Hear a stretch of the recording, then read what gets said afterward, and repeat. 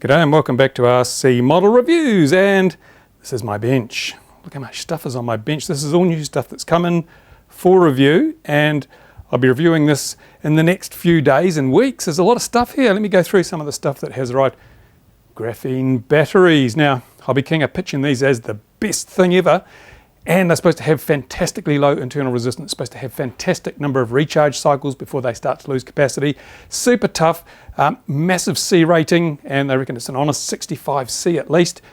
We'll be putting all this to the test, of course, and I've got the new XHover element here, which Daniel from XHover sent me this with all the XHover accessories, motors, ESCs and so forth, so I'm really looking forward to getting that going. On the subject of miniquads, this is the new offering from, let me take the lid down and have a look, from B-Rotor. It's the Victory 230. It's a plug and fly mini quad, and that's going to be really interesting. I'm looking forward to comparing that to the Walkera 210 because there are a lot of similarities, but there are some significant differences.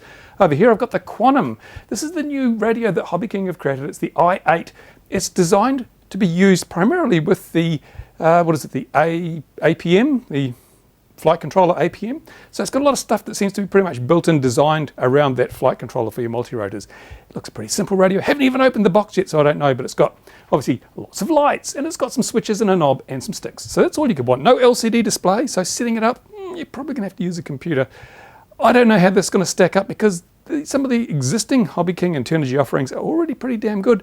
You've got your 9XR, your 9XR Pro. They're pretty reasonably priced. I saw the 9XR Pro on special for, was about $67 US. So that gives you a screen, it gives you telemetry, it gives you voice feedback, a lot of stuff. How's this going to stack up? Well, guess we'll find out. Also got the Quanum ground station PSU here, which has got the ability to hook up. Well, it's got a built-in diversity controller. You can use those. Better move it into shot a bit, I suppose. Better, you can use those auto-scanning FPV receivers that I showed you in a previous video to set up a nice diversity system. So I've got that. I've got some an LCD. I'm going to set up a proper ground station. I'm going to go through and show you how to set up an FPV ground station. And it's something that people have kind of forgotten recently because most of the goggles now come with a built-in receiver. You just put your receiver on, you plug your aerial in, plug in the battery, sit down and fly.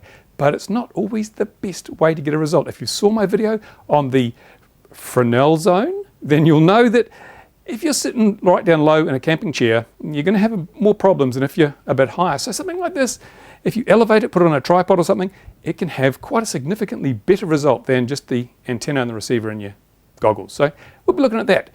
Of course, over on the other side here, you can see a box. What's that? Well, I think we know what that is. That's the Tundra. It's come in and finally arrived. It was sent some time ago, but we've got a problem here in New Zealand. These graphene batteries were also sent some time ago, but they take ages because nobody ships LiPo batteries anymore. It's a real pain for us here in New Zealand to try and get LiPo batteries. Oh, it's a damn nightmare. And as a result, we've got a little bit of gouging going on with various retailers in this country, especially the ones that operate through online auction sites. They're really ramping the prices up. It's terrible.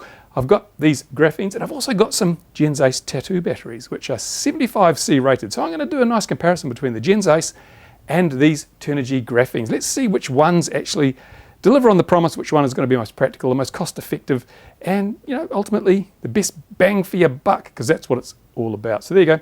I've got other stuff here to review, but I can't fit it into the desk or the bench at the moment, so that's it. You'll just have to put up with the view that you see there. So there you go. Now, if you've got any questions, any comments, leave them in the usual place. You won't see my face in this video because I'm just too damn busy. I'm breaking into a sweat here because it's a hot day and I'm running around like a blue-ass fire, one-arm paper hanger, trying to get all this stuff done. So bear with me. Thank you for watching. Stay tuned. And time for me to get back to the bench, if I can find the damn thing.